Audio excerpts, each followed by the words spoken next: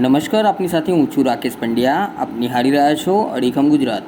મહીસાગર જિલ્લા કલેક્ટર નેહા કુમારીએ વીરપુર ખાતે સસ્તા અનાજની દુકાનની સ્થળ મુલાકાત લીધી હતી.